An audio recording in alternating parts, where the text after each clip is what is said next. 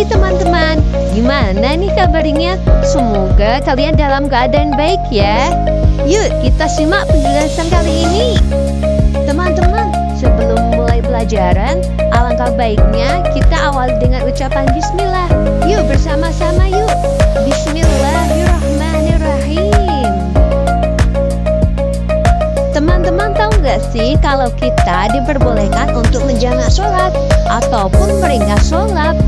Nah, nanti akan dijelaskan mengenai pengertian sholat jamak serta macam sholat jamak dan syarat sholat jamak.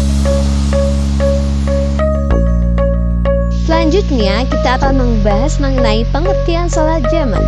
Sholat jamak adalah sholat fardu yang dikumpulkan atau bisa disebut juga dengan menggabungkan dua sholat fardu dan mengerjakannya dalam satu waktu. Kapan sih teman-teman kita boleh menjamak? Nah, di sini dijelaskan kapan boleh menjamak sholat, yaitu saat sedang sakit, sedang berpergian, dan keadaan darurat lainnya. Jadi teman-teman gak boleh sembarangan menjamak sholat kalau tidak dalam keadaan darurat. Hal ini juga diriwayatkan dalam sebuah hadis yang diriwayatkan oleh Anas radhiyallahu an. Ia berkata, apabila Nabi Muhammad SAW hendak menjamak antara dua sholat ketika dalam perjalanan, beliau mengakhirkan sholat zuhur hingga awal waktu asar, kemudian beliau menjamak antara keduanya. Hadis riwayat Muslim.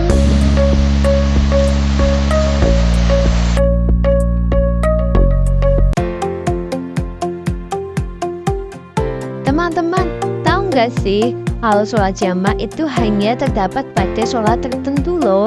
Contohnya ada sholat duhur dengan sholat asar, sholat maghrib dengan isya. Lalu bagaimana dengan asar? Apakah boleh dijamak dengan maghrib? Itu tidak boleh ya teman-teman. Begitupun dengan sholat subuh, tidak boleh dijamak dengan sholat apapun. Diingat-ingat ya. Setelah mengetahui pengertian sholat jamak, di sini kita akan membahas mengenai macam-macam sholat jamak. Sholat jamak terdiri dari dua jenis. Yang pertama ada jamak takdim, yang kedua ada jamak takhir. Jamak takdim mempunyai artian menggabungkan dua waktu sholat fardu di awal waktu sholat. Yang kedua ada jamak takhir yang mempunyai arti menggabungkan dua sholat fardu pada waktu sholat yang terakhir. Cara sholat jamak takdim sendiri ialah dengan cara berniat jamak takdim lalu mengerjakannya secara berturut-turut tanpa diselingi dengan kegiatan apapun. Begitu mudah kan? Lantas bagaimana dengan syarat-syarat sholat jamak? Tenang teman-teman, di sini kita membahas mengenai syarat sholat jamak juga loh. Yang pertama, syarat sholat jamak itu kita harus melakukan perjalanan jauh, tidak kurang lebih dari 80.640 km.